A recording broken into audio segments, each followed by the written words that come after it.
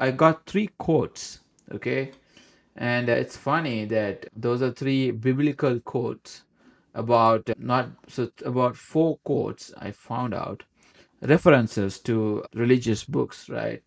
So Mhm. let me just say, I saw on Matthew 18:6 in Bible it says, if anyone causes one of these little ones, those who believe in me, to stumble, it would be better for them to have a large millstone hung around their neck and to be drowned into the depth of the sea. And then on the Old Testament, it's a Psalm 10 between 17 to 18, it says, you, Lord, hear the desire of afflict, you encourage them, you listen to their cry, defending the fatherless and the oppressed, so that mere earthly mortals will never again strike terror. And then in the Quran, it's Surah Al Isra, and it says chapter 17, verse number 71.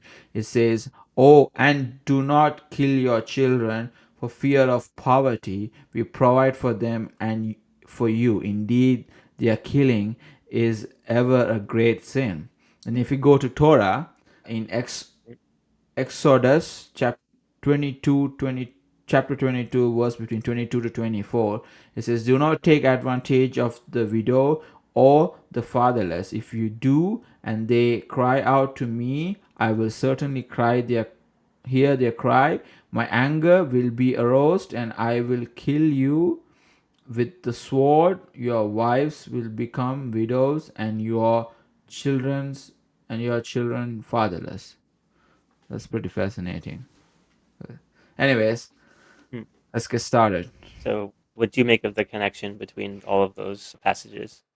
I think it's just to say that I strongly will talk to more into the discussion because I feel like today's relationship, love, affection, caring for people resonates a lot of things where we stand as a society for the last 500 to 800 years, or maybe since the last religion that came in was Islam. So how are we standing with the relationship, how the modern world has moved, and how today's society, younger generation are reacting to it. So anyways, let's get into that. So all right.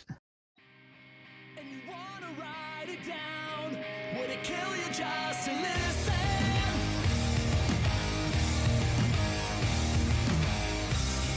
And you wanna sell it out with the words out of your position?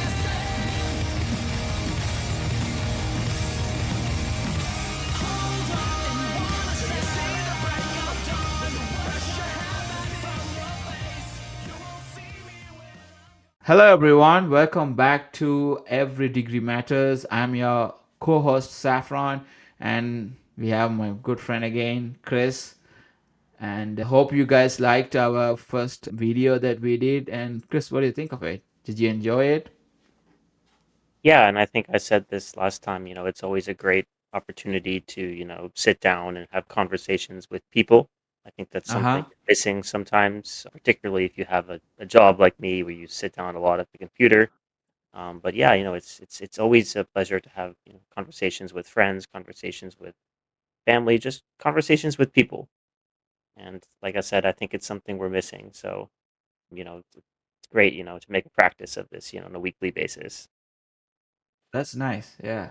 All right. So what do we got today? Yeah, what do you wanted to let's dig down. Let's talk about it. What do you wanted to discuss for this week? Well, there's a lot of things we could talk about, but um, you know, I guess we could start. How are you doing, Saffron? How's life? Can't complain, man. Can't complain. I think I'm as I said, I'm grateful for what I have, and things are moving the right direction.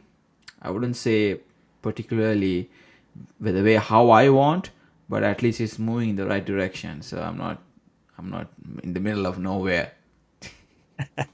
In the middle of nowhere. Yeah.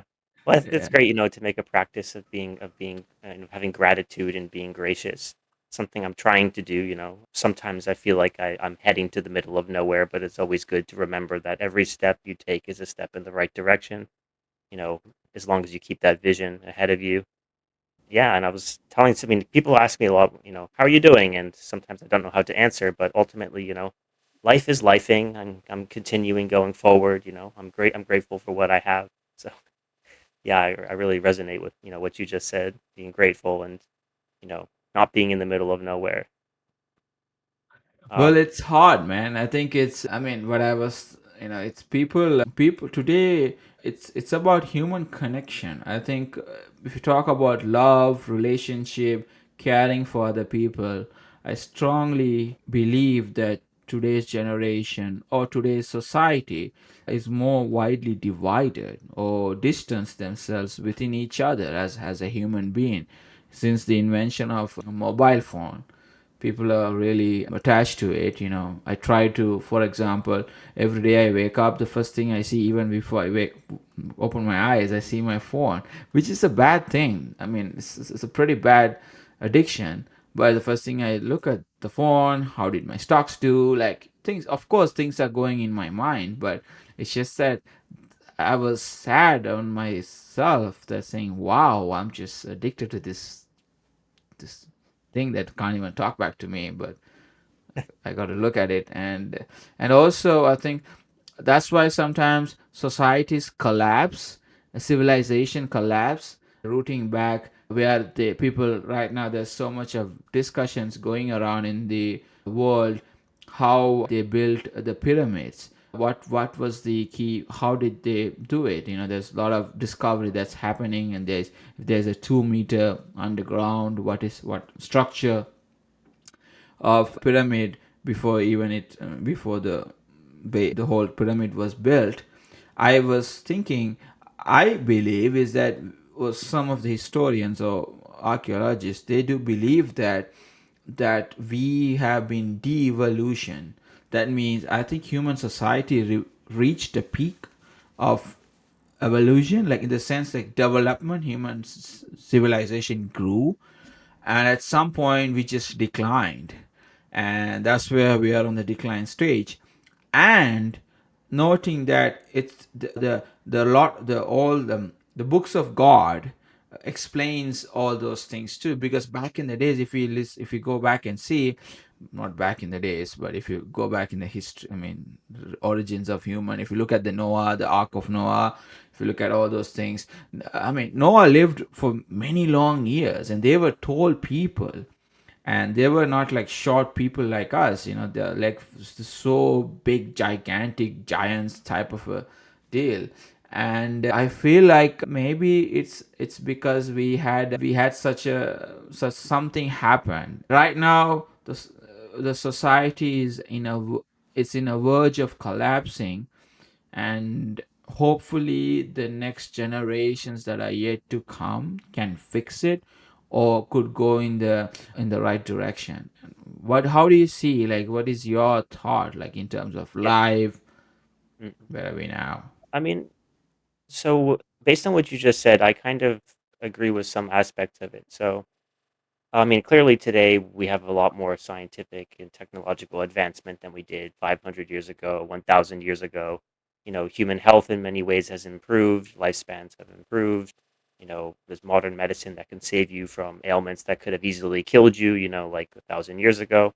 But at the same time, like, I do think we've declined in other aspects, as you said. One of those being just the human aspect and what it means to be human. I mean, our lives are so much governed in today's day and age by this science and technology, and it's a great, I wouldn't call it an inhibitor because it's not. I mean, it enables you to do many things, but it also inhibits your personal ability to do things. And you talked about the pyramids, right? It's incredible what people used to be able to do with relatively limited means and what they would be able to do together. And I think, we've lost that a little bit in modern society. This, know-how, the ability to do things yourself, self-reliance. because it's such an intricate ecosystem of expertise and production systems that we're just kind of alienated from. You have your own small function within this ecosystem, but you're not, super involved in the entirety of the ecosystem. And I think we've really, yeah, just kind of lost that, that struggle a little bit. And that struggle and how you overcome these limitations and stuff, I think is really what also makes you human and enables you to think creatively and to find solutions and to feel also a sense of accomplishment. I mean, when I use my phone and I make a phone call and I talk to people across the world, it's amazing. But I don't feel a sense of accomplishment because I didn't contribute to any of the development of that technology. Whereas if I built my own house with my own hands, I would feel enormous satisfaction from that. And I think similarly, if you grow your own food, you would feel, enormous satisfaction from the meal that you're eating. You talked about gratitude. You should always be gracious, but when I used to have a vegetable garden, for example, I mean, I felt even more gracious, for the food that I had that I produced, knowing, what it took to produce and, the care that went into producing it. So I do kind of agree, in some sense, we're declining in many ways as a human society, even as we're advancing in others. And also, yeah, losing that human connection in general, not just within yourself, but between each other. So you said the first thing you do is you look at your phone in the morning. Same. I mean, I think we all do it, right? The first thing I do is oh, what's my WhatsApp notification? What's the headline on Reddit? Whatever. Lately, I've been kind of getting more satisfaction from looking at like things on social media that are about going back to the basics, like survivalism and people going out to the forest and building shit with their own hands. That's kind of the content I'm more enjoying these days, I think. But yeah, I mean, also like I think when you look at it, this is of course a generalization, but the happiest people tend to be the people with the most, the best connections with their families, the most friends, and I mean true, genuine friendships. And people that are also spiritual tend to be happier. I'm not necessarily saying religious, but people that have a strong sense of spirituality generally tend to be happier. And yeah, I think, we're losing a lot of that. And personally, I'm very grateful to have a supportive family. And while I'm geographically distant from them, I'm very grateful for these technologies that enable me to, connect with them, even if I don't understand these technologies one bit. But yeah, that's a whole separate thing we just talked about. But yeah, I mean, I'm really grateful for also the fact that I have a partner, a girlfriend, someone that I share my life with, and I'm able to have this kind of strong connection with. You go through the ups and downs of life together, and yeah, sometimes I feel like you know at least in Western society, and kind of modern society, we're losing that a little bit of the strength of relationships. I think, or the importance of forming lifelong partnerships with people, commitment and building families, that kind of thing. So I don't know what you think about that. Well, that's interesting to hear from you. That I mean, it's families, the nucleus of the household, right? Parents and family is the nucleus. And where I grew up, it was completely different. The father, the mother, the siblings, and the society, like the community that's around you, they contribute a lot towards upbringing any individual. And that also, like, they're watching out for them, like we was talking at the last time. And they're there for each other's kids, and not being particularly being selfish, just looking after their kids only. If some kids that that's what I said. Like, back in the days, I would cruise around the town, and my mom would know where I am. And I didn't have cell phone. We didn't have cell phone. And I will be back home and before sunset, and then we are home. We never got abducted. We never anything crazy didn't never happen, because we were aware of our surrounding. We were aware of things. We got injured. We never went to the hospital, for some cut or anything. My father would say, just spit on the thing and rub it on, it'll be fine. That's how I grew up. And if I nowadays, like, something happens, just like they make a big drama out of it, and which speaks a lot.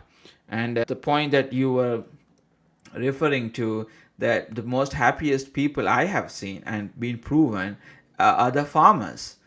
Farming people are really happy. I have a lot of friends that are farmers or they own farming lands.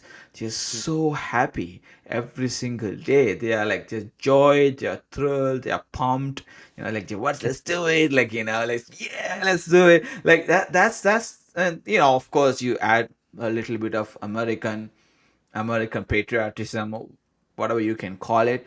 But I feel like, people who are more connected to the nature, that's where I'm coming back to the point. The more we have distanced ourselves from nature and getting closer to technology that was built by us, that's the point where we lose being human, and we are more intrigued or attracted to something which we made. And that's why I always say I have fun out of. I mean, it hit me really hard when I heard that when I realized that today, who created money, who created currency. We back in the days we had barter system, right? You give me food, you give me rice, I give you chicken. That's how they were trading, right? And then we had gold, and then some all of gold we have to dig for it. It wasn't given to you, right? You got to go mine it, and that's like the possession, right? It Right. was found of Earth's natural resources, which was fine. And then we had gold coins, exchange, brown, and then later on it became as, oh, we will print something on paper which is $1, $2, $3, and goes up to 100. And all of a sudden they took off the gold standards to create currency, and it's just controlling us. And money controls people. Back in the days, power controlled people. Power was the main thing. If you look at the Ottoman Empire, if you look at the Roman Empire, if you look at the big empires, it was always, the emperor was, always vengeance on power, capturing land. And now there is some element of power. At the same time, money also plays a huge role, right? And maybe in another 15 years, cryptocurrency might play a huge role. Bitcoin, Ethereum, like I'm just saying, Yeah. stuff like that, we keep on creating, and we end up there. But coming back to the idea of how societies are broken, nucleus of a family are broken, I think it's because people are not ready to compromise. Our generation, they are not ready to compromise. So let's say if you're married, my father and my mother had always compromised, right? They will, okay, you know what, I'm going to give something up for the betterment of our relationship. I'm not going to stand on my feet and say, oh, 1 feet, and say, I need this is Right. what I believe in, that's what I'm going to, but back in the days, my mom and my father, for a fact, they always gave up on things, on small things that makes you have a happy life. And then also, then you have kids. Parents make sacrifice for their kids. And it's funny, well, I have interacted here with a lot of children, and my family, my friends family, when they refer to their dad, they don't say talk to dad, right? He's in front of him. They would say take talk to your dad, and I'm like, what's that reference mean? Your dad, like it's a like when my if my father is just opposite to me, and my mom is telling something that I have to ask father, she would say just ask dad, like that's that's the proposition. Like when you say dad, it's just a one person, right? Like when you Right. say, but now I feel like maybe you can add more to it. When I feel like when I interact with people, or when they tell their kids, hey, talk to your dad, let me call your mom, like let me call mom, so that I don't know why they have to make that distinct separation. Like maybe because there are grandmothers still alive or around their picture, maybe.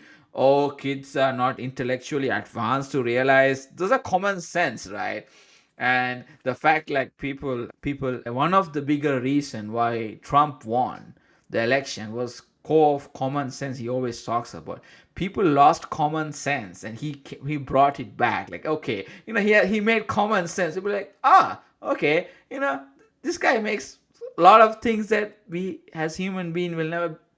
We know it is the right thing to do, and we won't be able to speak up. So that's one of the portion of Trump's victory, President Trump's victory. But anyways, so looking at the relationship, I'm seeing that the more and more we distance ourselves within our family, like we are attracted to phones and TikToks, how many likes we have, how many followers we have. you know yes, those platforms do generate income. There are beautiful content creators. I'm not saying anything wrong about it. They're doing great job. That's has some people have part of, made it as a part of their career. What I'm saying is that do spend time with your loved ones. They might not be there tomorrow. You never know, right? Like how I lost my father. You never know when you gonna lose your father or anyone who's close to you. And we might be talking tomorrow. Your time, you don't know when it will be your time to leave. Yeah, So you have to be prepared, and you have to know what you are, who do you would like to spend more time with, yeah. especially your Yes. family, friends. If I could just add on to that quickly. So, I mean, recently someone close to me, someone passed away in their family a few days ago. And of course, this affected them, emotionally on a deep level. And, they said what I often hear people say when someone close to them passes away. It's, I should have seen them. I should have spent more time with them. It's what people always say. I should have seen them one last time. I was going to see them then. Why didn't I see them sooner? And the thing is, yeah, we never really know when is the last time you'll see someone. And that's why it's important, yeah, to not have these regrets or to make the most of the time that you have with people. And think about your parents, for example. So recently I heard this really depressing statistic that for most people who have now kind of are around our age, right, in their late 20s, early 30s, who have kind of separated from their family, they're at that stage of their life, becoming independent, starting their own families, their careers are taking off. You have already spent, almost all of the time that you will have spent with your parents for the rest of your life. So the very few times you'll see them again in the remainder of your life is that's it. Those are the few times you've already spent 95% of the time that you'll ever spend with your parents. And that's just like it really hit me because I didn't think about that, right? I thought, you know, God willing, my parents will be around for another, 20, years, 30 years. But that doesn't mean I'm going to see them often. In fact, I used to see them every single day of my life. That's gone. So the time that you have left, with your parents or other people, that are close to you who you used to spend a lot of time with, that time is gone. So it becomes really important, to kind of come to terms with that and then to think, how do I want to spend the remaining time with my parents? So like I always make a point when I go back to the United States to, you know, try to spend good time with my parents you know, and to just appreciate that and to look at them and to look at them with, great love and appreciation for the sacrifices that they made as well. Because you mentioned, right, compromise. I really don't know. And I think that's so true. We really lost that sense of compromise. And I'm saying that personally because I also kind of feel myself that like I'm not as willing to compromise as I should. And I think that's very pervasive in younger generations. And I don't really know why that is. Like, why do you think that is?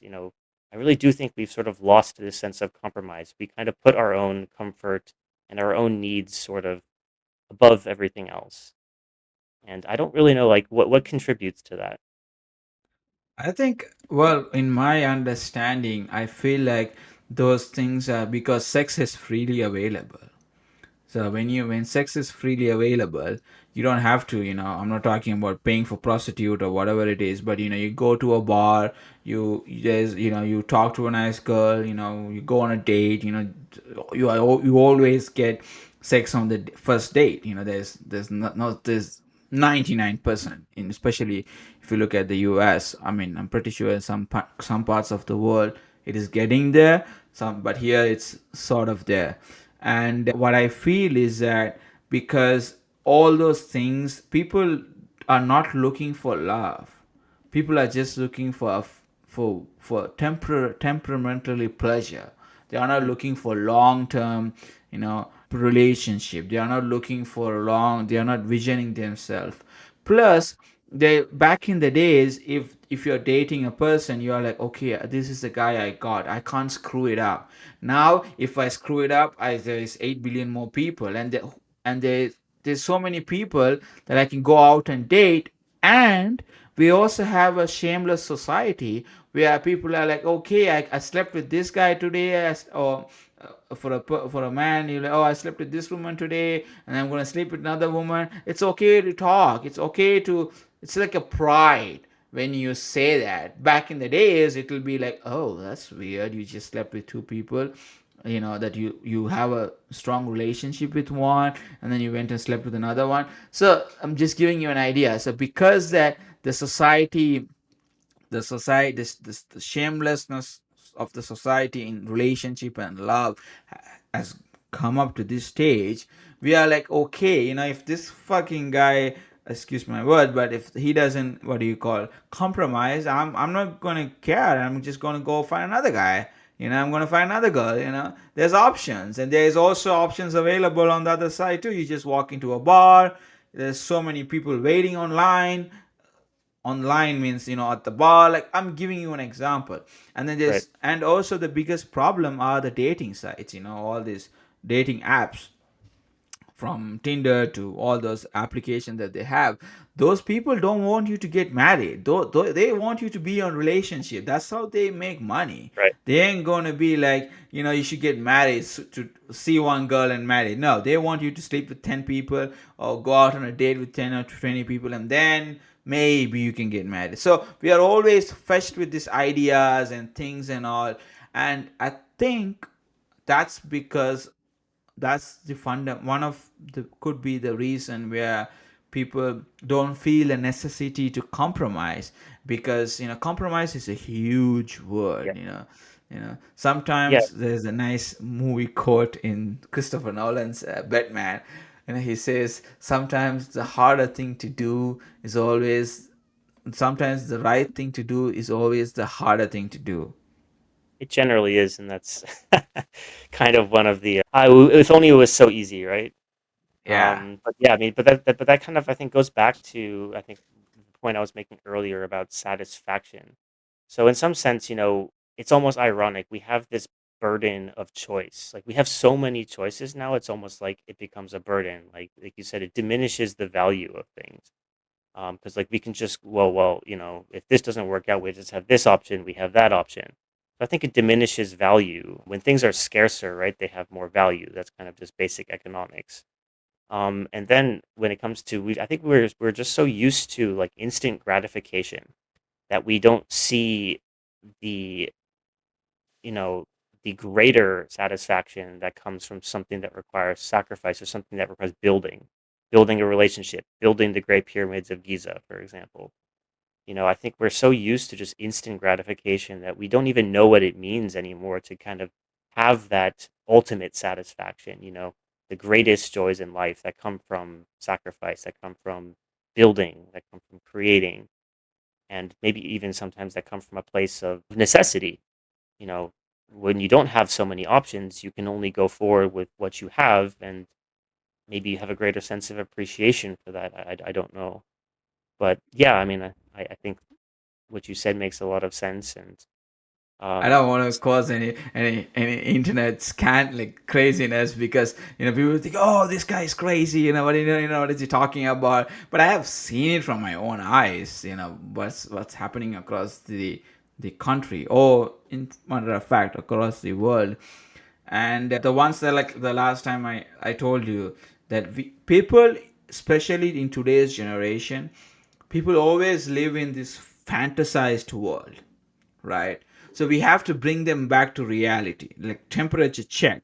Okay, this is what is happening. You ain't getting anything that you think of, or like having to have a greater, what do you call, imagination of, oh, you want to do this, you want to do that, oh, and also on the other hand, social media apps, oh, did screw up the generation too, with likes and all those things. People are like fetched with things. But at the other hand, I have also seen that there are still childhood sweethearts, or high school sweethearts, we call it, right? High school sweethearts, marriages happen. So when most of the time you can divide, right? 10% particularly, they marry their high school sweetheart, right? And then there is this big chunk, that's the messed up chunk, right? 80% that just goes hayway, like everywhere across the pond, and don't know what to do. 20 years, by year 30, just they have slept with more women or more men, and they're like, oh shit, now shit hits the fan in your brain. I'm like, oh, now I have to think about life. Okay, what am I supposed to do now? And now we are like, okay, so do we have any options? No. And then they end up being, oh, I don't want to get married. I don't want to have kids. That's why the population is declining, particularly in the Western countries. People are like, oh, I don't want to. They don't know. They are immature. They know how to love. They don't know how to bring up a family. They're immature. Plus, they also have this bigger financial burden when they get out of college. They have this huge debt that we all put in America, but in other parts of the world, it's free to study. It's not expensive as it is here. Yeah, So, which maybe have different points of view. What I'm saying is that at the end of the day, life, you don't always get what you want in life. Remember, God has something for you. You can't prejudge things, or you can't. Sometimes some things don't happen for a reason. People have to accept it. We are not ready to accept it. Even me, or including you. I don't know. You can speak up for yourself. We can't accept for ourselves, right? maybe that's one reason why people with faith tend to be happier, right? Because they acknowledge things may be out of their hands sometimes, right? Or I think that is a large reason why a lot of people with faith are happy because they understand, right? That not everything is within their control. So, there's a certain degree of acceptance that comes with that. Not necessarily a lack of responsibility, but an acceptance. I think I mean you could be right, but I also see that people who are faithful, they are engaged with God like day to day That aspects too. of their Yeah. life, right? So they have something to do. They have Yeah. something. Okay, I'm gonna wake up in the morning, go to the temple, go to the synagogue, go to the mosque.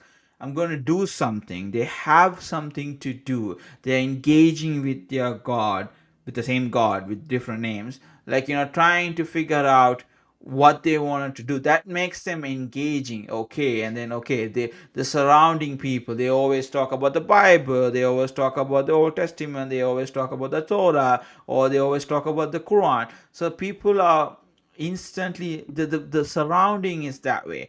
But I don't necessarily believe only people with faith are like, there's also crazy lunatics too, who think too much for Certainly. themselves. They're like, stupid. Like, if you look at the what's happening, I mean, I don't know, like, if you look at a lot of the churches and the mosque and crazy shit that happens behind those, we don't know, but allegedly there's a lot of things that's happening. So we can't, but because human needs to be engaged, and being having themselves, not having free time, or having themselves focused on stuff that will make them be a better person. That's why when you have people in a religious, they are focused and doing stuff that they wanted Focus. to do.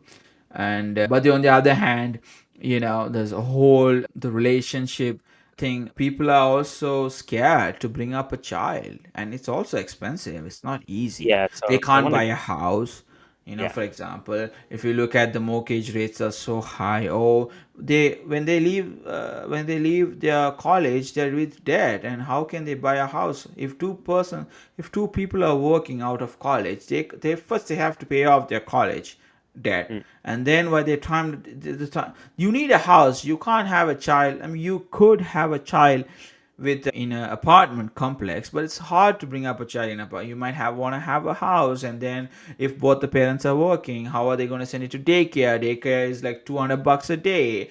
Who's going to pay for it? Like either you're one of the partners can work, or one of them can stay at home and then do look after the kids. I would prefer them staying at home and looking after kid if the male can provide. That's how society has grown. It's just in general how 1500 years ago it was. And only now all this equality, gender equality, all that bullshit crap, I believe it's that. Yes, men and women are not equal, period, but they are Um, all equal in different aspects of life. Some things men can't do, zero, and some things women can't do, zero. mm, So men are best at what they can do, and women are super. Both of them are you're not needed. saying men are necessarily superior to women, but we have our own comparative strengths and weaknesses. Yes, we are not superior to each other, but we can't do someone else's. We literally can't. We can't look after the kid. Period. Like you can't. Women are more intent because she gave birth to the kid, but we can provide. We can take. You can do certain things. Take them to practices. Take them Yep, to. You know. right. I That's mean, what I'm thinking. That's what I there's believe. certainly, I mean, there's definitely cases where you have men who are great fathers and women who might be bad mothers, but in general, yeah, I mean, I think the consensus seems to be women tend to be a bit more caring, a bit more nurturing. Yeah. That seems to be the consensus. Obviously, because when you But I have a mean, of course, kid. there's variations, between people and stuff. But yeah, I think there's a reason why, human society across thousands of years kind of broadly oriented itself between provider and carer. I mean, I think that was largely a matter of necessity with modern age, with I think that's kind of allowed us to sort of bend the natural rules a little bit, which I think has been greatly broadly beneficial. Engaging women in the workforce is, broadly beneficial for the economy.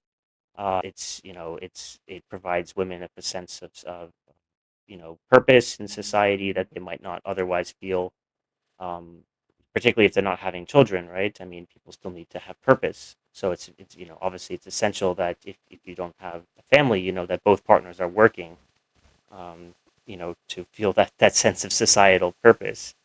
But yeah, Right. I I guess mean, what you're saying is like if they don't have kids, yes, right. But imagine if they have kids and they are like, oh, I gotta go and work, and they have this, and where would the kid grow? Where is the love for their kid? Who's gonna look after the kid? Like it just that's again going back to your society. The nucleus of the family is broken. Father is working, mom is working, nobody's at home. Who's gonna take care of them to go to summer camp or go to basketball practices, if you want to take them to extracurricular activities after school? Who ain't nobody's no.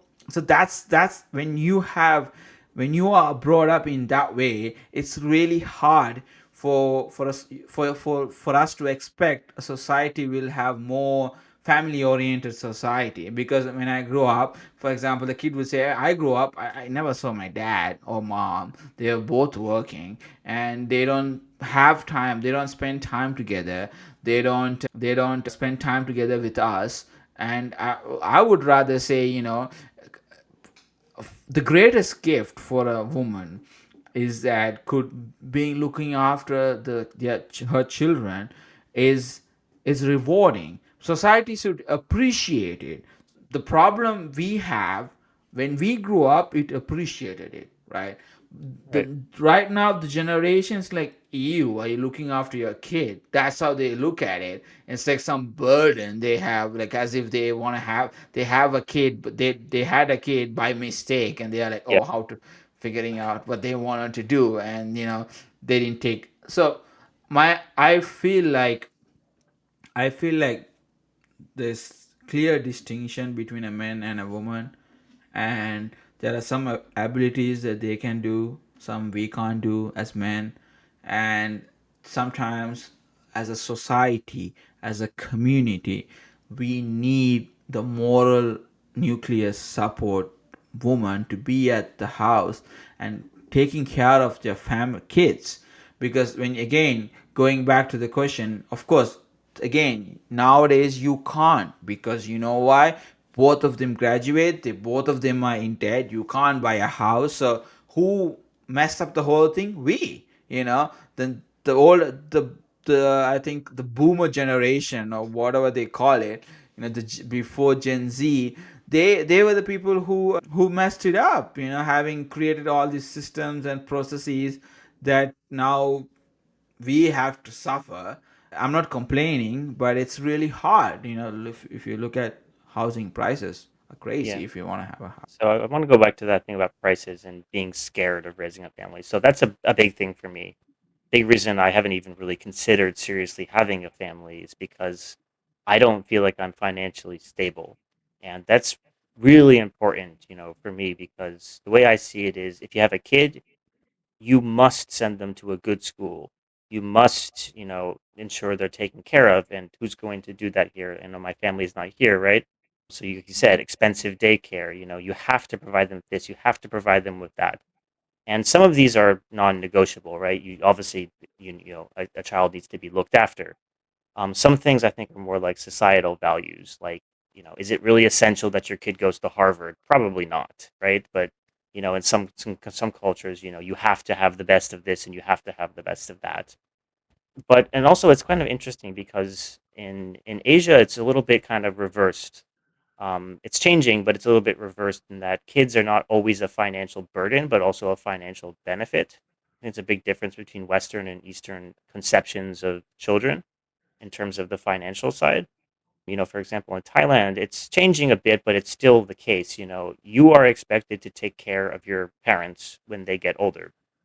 In the United States, it's kind of shameful, if an older person is asking a younger person for money. It's never that way. You go to dinner with your parents pay. But in Thailand, you go to dinner with your parents, you pay. So it's really reversed in that sense. And in fact, I think in general, relationship understandings are very different in the West and the East. And I think coming from Sri Lanka, you probably know very well, South Asia has a very different kind of understanding of relationships than the West does. Yeah, I mean, for example, in Thailand, there's still a dowry system, which is kind of blew my mind when I heard about that because in the West, we're told like, this is really not progressive. It's like the equivalent of buying a woman, and I agree with that. I think in today's day and age, I think the dowry systems they had a function in society like some hundreds of years ago. I don't see the purpose for it today's day and age. I think it is kind of like putting a price on a woman and buying a woman. I find that to be, yeah, I can't really come to terms with that. But Okay, so what do you like to come with terms with it? Oh, would you not take it with someone gives you $100 million and say, "Hey, Chris, take it, marry my daughter"? well, see, that's the thing. I would be the one paying in this situation Okay, because I mean, it's the groom who pays the bride's family. So that's right. I mean, like growing up in Sri Lanka, which was crazy thing, and it's stupid, but it just devalues a lot of things. And I also, looking back now, I see that financial aspects of it now, and I'm looking back and say, okay, so maybe if their parents can help, it'll support them. For example, now kids living with their parents, like you could live with your parent before you get married, right? Now it's growing. It's okay to live with your parents when you graduate from college and go back and live with them and be there, and be there. And then at the same time, when you spot on said that in America, which I have seen, that there are no more nursing homes as much right, as daycares too.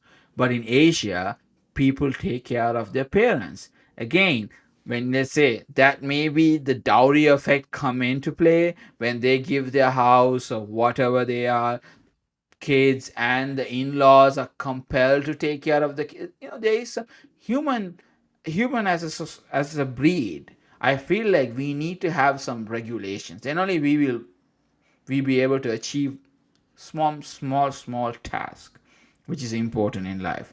And that's why I feel like, if because okay, we'll be like, okay, they helped me, they gave us the daughter, and then they gave us the money, so I'm like, oh, I can't let them go on the street, I got to take care of them. At least it plays some role in it. Now I'm not talking about the entirety of it. And the other thing that you brought up with is that how you have seen that here, when you go out and you know children parents are expected to pay, and that's just crazy, in Sri Lanka or in Asia. If you go, you pay, because they helped you to become who Yeah, you are. Again, going back to that, gratitude is zero. Like, oh, my parents sacrificed, they don't have that in their mind. And they are yeah, like, and that's why we have created, like there's a saying, right? Strong men create weak society. Strong men create weak generation, the weak gen creation bad generation. That's that how it works. So the stronger generation say, "Oh, don't worry, honey, I'll pay for it." Mom would say, "That's how it is." So they're like, "Oh, okay," and then they pay for it. They expected to pay for the kids in back home or in Asia. It's the children have to pay for it because they're like, okay, those are the things like you. That's your parents. You can't just let them go. Like I feel so bad when they see like they are on nursing homes or elderly like places here. It just frustrates me. They all have all the money in the world, so we're always going behind money, wealth, woman, man. So we are going always behind things, and we are forgetting the mother who had us 8 months or 9 months in her belly to be born, and then you are just like, oh, I don't care who she is. That's just simply stupidity. And that's one of the reason why the Western society is collapsing, which is really sad. Like I hope now things will get back, and we learn from a lot of Asian yeah, societies coming up, and we will learn from those things. And the other point that you were making about men, don't be afraid, because men always intend to do more when they have something vulnerable in front of them. So when you have a kid, we intend to work more. We will find the money because I have to feed my kid. That just goes in your mind. Right now we are scared to take that step. That's the problem we have, right? Like my dad used to say, you can't stay at the shore and be afraid of the depth of the ocean. You gotta go, and you good gotta get quote. drowned. Then you will know. You're like, I'm scared. Then you will not ever, try to know how to swim, right? You can't stay on the shore and say, oh, this ocean is Yeah, deeper and I don't want to swim. No, you got to jump in. You got to know the depth. Eventually, you will start to swim. That's how nature works, right? yeah, yeah. And I think ultimately, I mean, I don't have this doomsday, scenario in my mind of Western society like collapsing because we're not having children. I think, I have confidence it'll kind of equalize at some point. Um, that it's going like the population trend's going down now, but I kind of see that eventually it'll sort of self correct, or hopefully it'll self correct. Hopefully. And I I mean, it's mean, also not just like Western problem. So I mean, also in Korea and Japan, it's a huge issue. I heard yeah, this. in This China, China too, yeah. the So everyone holding thinks China's got a population. billion plus people. There's no problem, but 50 years from now, their population's gonna go. Um, Imagine if we all don't have kids and we all start yeah, marrying robots. We will not imagine, like, the that's a fun scary. fact. That's a possible scenario, That's honestly. well, it might be happening now. And like Elon always says that we are on population decline. Yes, we are, because in the last 30 years we went like this, and now we are going like down the hill now, the population, because COVID happened, and then people, even before COVID, infertility rose up because a lot of shit of food we're eating, chemicals, like, God, like, I was so happy again for RFK. They have eliminated so much dyes and oils, seed oils, like, like those are like, it plays a role. Like, it's not like it plays a certain role. Lifestyle, eating what you eat inside, what you have in the, going back to the nature.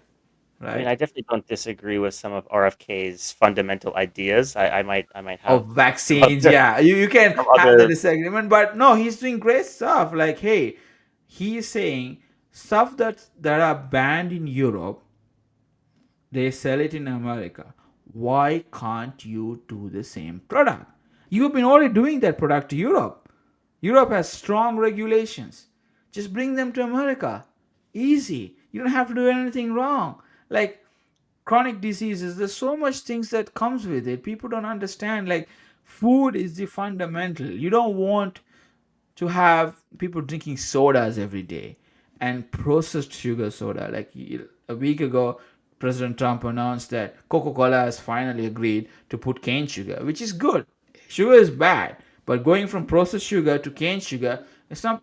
It's a good way of starting yeah. somewhere and taking Uh, off all the dyes and yeah. especially canola oil, seed oil, sunflower oil. We Since can you're in go on. Los Angeles, you got a big Mexican community there. I definitely want you to try the Mexican Coca-Cola. It's got the cane sugar, and you'll see the difference. So much better. 100%. That's what I like. I had the glass bottle. Yeah, yeah, that's good stuff. Tacos and Coca Cola, baby. Well, which is really, I mean, it goes well. What I'm saying is that at the end of the day, Western civilization has a greater opportunity to correct itself. But I also have this feeling that if we don't take the right steps now, we might end up in a situation where we don't want to end up ourselves. Look at what happened to the Roman Empire. Look at what happened to the Ottoman Empire. Like societies collapse if we don't maintain it, if you don't, if you are not, building things and creeping like innovation aspects. When did America invent anything? Most recently, nothing. For the last 20 years, where are we on innovation? Russia In is terms of way like ahead. major China innovation, is yeah, yeah.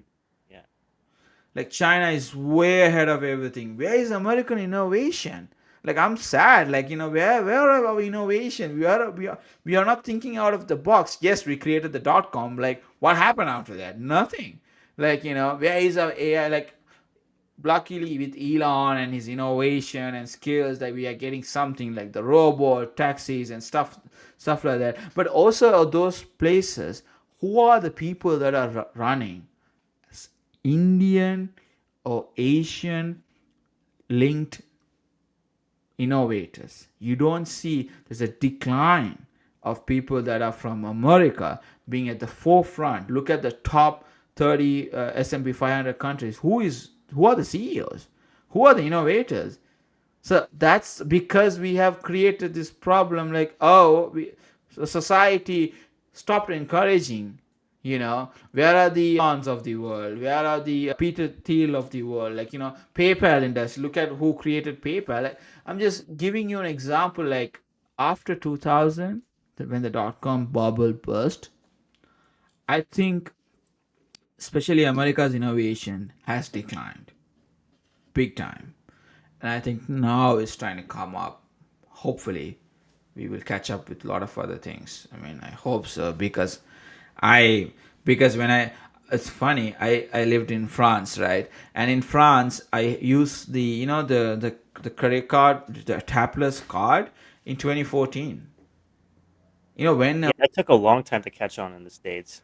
I know. I mean, I'm like, what happened to the greatest country in the world, the greatest innovation in the world? Like, which makes me sad. Like, I'm a big believer of freedom of speech and all those things that comes with democracy. The other problem, going back, food, which made a huge impact since 2000. We all got McDonald's came into play, KFC came into play, fast food came into play, bacon, egg, and chicken, bacon, egg, and like who brought this whole concept? Cereal came into place, like it's all artificial stuff which fetched into our brain and we stopped thinking. Yeah. Maybe it played a little bit of a role. I don't know. But on the subject of innovation and being natural, I was wondering if I could share something interesting that I had saw. I mean, we're talking about always being on social media, right? So I'm very guilty of that, but I did find some interesting things on social media. So All right, let's hear a you out. couple What's the innovation for the day before we wrap uh, up? innovation for the day. So it's called natural swimming pool or organic pool.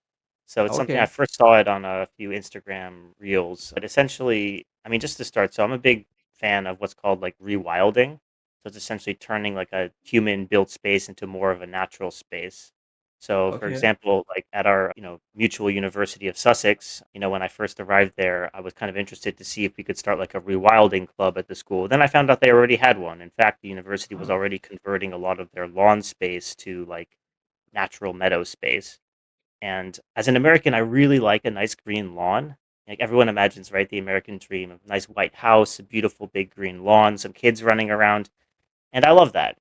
But, do you need a full oh, the half fake acre? ones. Or the fake ones, but much better when you feel the real grass, the cool grass on your feet. Oh The yeah, long I know the blades of feeling. grass, little dew from the morning. It's lovely. But, do you need a whole half acre for your lawn, or can you turn like half of that into a natural meadow and then keep the other half as your lawn? That way you get more birds, you get butterflies, you hear the crickets at nighttime.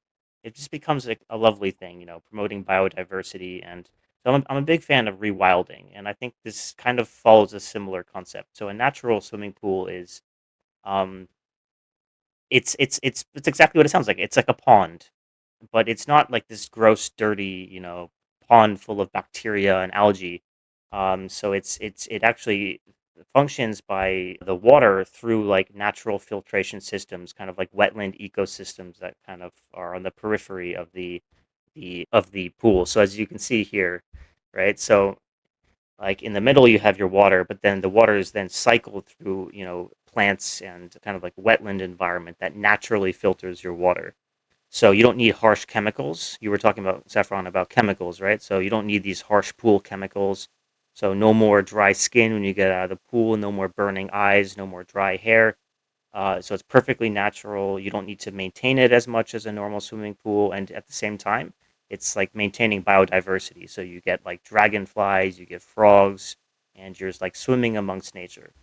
So it's really quite a nice idea. And, I also kind of have this romantic idea of, the American house with the nice blue swimming pool, but somehow this is just nicer and healthier and probably Okay. more cost efficient.